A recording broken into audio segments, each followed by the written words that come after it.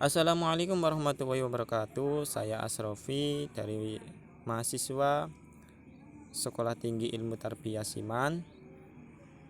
Saya di sini akan menerangkan tentang kode etik guru dalam perspektif Islam yang dibimbing langsung oleh beliau Bapak Nurdi selaku pengampu materi etika dalam keguruan, etika profesi dan keguruan. Sebelum kita mengetahui kode etik guru dalam perspektif Islam, dalam sejarah pendidikan Islam, guru merupakan orang yang mempunyai status yang terhormat dalam masyarakat, mempunyai wibawa sangat tinggi dan dianggap sebagai orang yang serba tahu. Peranan guru saat itu tidak hanya sebatas pada mendidik anak, tetapi juga mendidik masyarakat. Namun, status dan kewibawaan guru kini mulai memudar sejalan dengan kemajuan zaman perkembangan. Ironisnya, memudarnya status dari kewibawaan guru tersebut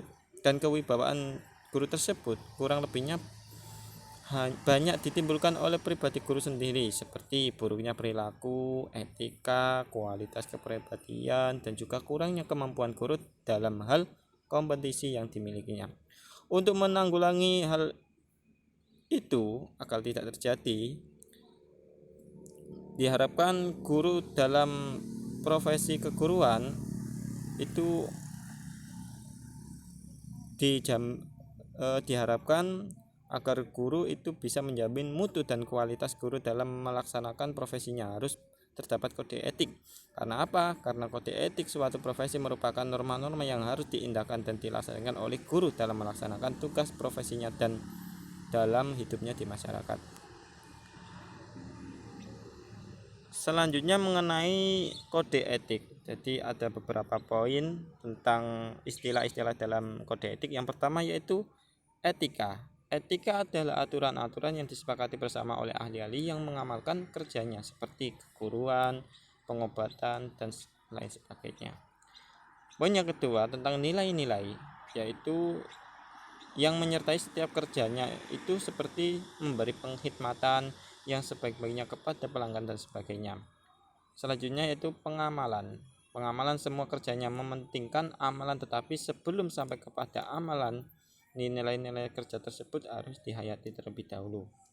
Selanjutnya yaitu penghayatan, yaitu nilai-nilai tentang seperti keikhlasan, kejujuran, dedikasi, dan lain sebagainya itu harus dihayati. Kode etik guru Indonesia. Kode etik guru Indonesia adalah norma dan asas-asas yang disepakati dan diterima oleh guru-guru di Indonesia sebagai pedoman sikap dan perilaku dalam melaksanakan tugas profesi sebagai pendidik, anggota masyarakat, dan warga kenegaraan. Dari uraian di atas bisa disimpulkan pengertian kode etik guru. Jadi, kode etik guru atau pendidik adalah norma-norma yang mengatur hubungan kemanusiaan antara pendidik dan peserta didik, orang tua peserta didik dengan atasannya. Yang mana suatu jabatan yang melayani orang lain selalu memerlukan kode etik. Demikian pula jabatan pendidik mempunyai kode etik tertentu yang harus dikenal dan dilaksanakan oleh setiap pendidik. Selanjutnya kode etik guru dalam perspektif ulama, ya perspektif Islam juga sama. Kode etik guru menurut Imam Al-Ghazali yang pertama yaitu menerima segala problem pendidik peserta didik dengan hati dan sikap yang terbuka dan tabah. Yang kedua yaitu bersikap penyantun dan penyayang, menjaga kewibawaan, penghormatan, menjadikan kebenaran sebagai acuan dalam proses mendidik, walaupun kebenaran itu nyata adanya. Yang selanjutnya bersifat rendah hati ketika berada di sekelompok masyarakat. Jadi perlu masyarakat itu diayomi. Yang selanjutnya itu menghilangkan aktivitas yang tidak berguna dan sia-sia. Itu menurut Imam Al-Ghazali. Kode etik menurut Ibnu Al-Jamaah itu ada beberapa poin. Yang pertama yaitu etika yang terkait dengan dirinya sendiri, etika terhadap peserta didiknya, dan etika dalam proses belajar mengajar. Yang pertama yaitu etika yang terkait dengan dirinya sendiri, itu yang mana pendidik dalam bagian ini paling tidak harus memiliki dua etika. Yang pertama itu memiliki sifat keagamaan, yang kedua itu memiliki sifat akhlak, itu yang paling penting. Yang kedua yaitu etika terhadap peserta didiknya, itu poin pentingnya itu ada dua. Yang pertama yaitu sifat-sifat sopan santun tentang adabiah yang terkait dengan akhlak yang mulia seperti tadi. Yang nomor dua itu sifat-sifat memudahkan, menyenangkan, dan menyelamatkan, yang mana di dalam bahasa Arab itu disebut muhniyah. Yang ketiga itu etika dalam proses belajar mengajar. Pendidik dalam bagian ini paling tidak memiliki dua etika juga. Yang pertama itu sifat-sifat memudahkan, menyenangkan, dan menyelamatkan. Dan yang kedua itu sifat-sifat seni, yaitu seni mengajar yang menyenangkan, sehingga di mana peserta didik itu tidak merasa bosan dengan pembelajaran.